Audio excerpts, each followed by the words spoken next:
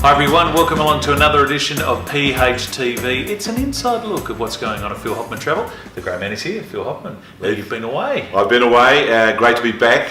Flew Cathay Pacific through to Toronto from Adelaide. They've changed their flight schedules too now. They've got 3 in the morning, 3 in the evening. But I did the morning flight to Hong Kong and on to Toronto, overnight in Toronto, and then straight into Cuba, to Havana. And it was so easy, Leith, to get in. Everyone's talking about, oh, it's going to be hard, it's going to be this, you need your visas. I filled out a little form on the plane, straight into Havana, and I was through like a couple of minutes. And but can I tell you, I've fallen in love with another destination, and you know that I do that every time I go away. But I've got to say, Cuba has lit my fuse in terms of excitement about.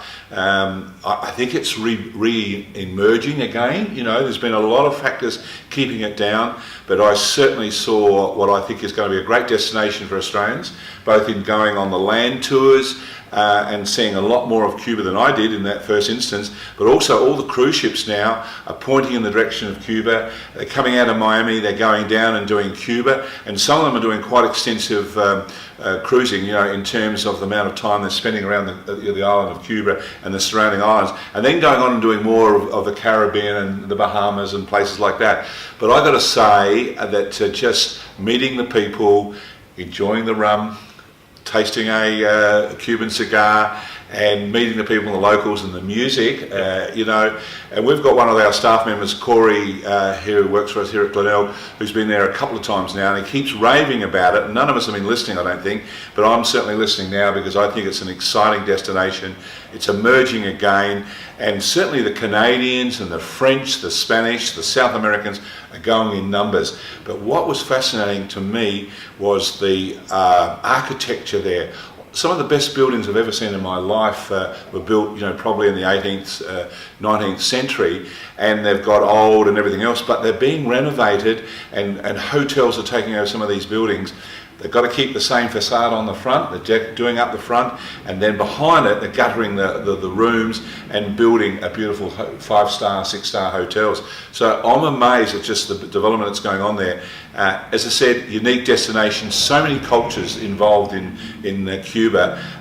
You've got to put it on your bucket list. It's just, as I said, I'm excited. I'm going back again in February, March for a cruise, and I'm only doing about 3 destinations there, but some of the other ships now are doing longer destinations, and one of them, which was a surprise for me, was you can actually fly into Havana, do 3 or 4 nights, and then jump on Sea Dream Cruises, which does the rest of the island of Cuba, and then go on into more of Caribbean and then back to Miami. So that would be a great one of doing, and Sea Dream I've been on is just a beautiful cruise line, very small, 90 odd people, lovely way of seeing it. But just walking around, people ask me whether I was safe or how did I feel safe and everything else.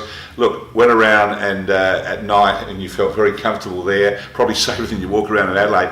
And I've got to say, to the experience of getting in one of those old cars and driving with, you know, the wind blowing in your face and just seeing some of the scenery along there. And at night, they come out and they go down and sit on the sea walls of the promenade there and just sit there and make their own music and their own entertainment. It's their way of life. Yep. You know, a lot of them have very little, but they seem to have a lot of fun in their lifestyle, what they do and how they do it, and the enjoyment.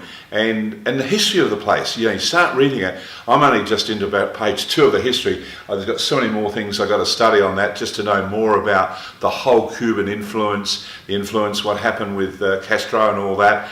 But as I said, great destination, emerging destination as far as Australians are concerned, very safe, easy to get into, and I think you've got to put it on your bucket list. So it was closed, President Obama opened it up, and now it's got the Phil Hoffmann tick of approval. You can find out more at Phil Hoffmann Travel. There are 10 locations around town, or go online at pht.com.au.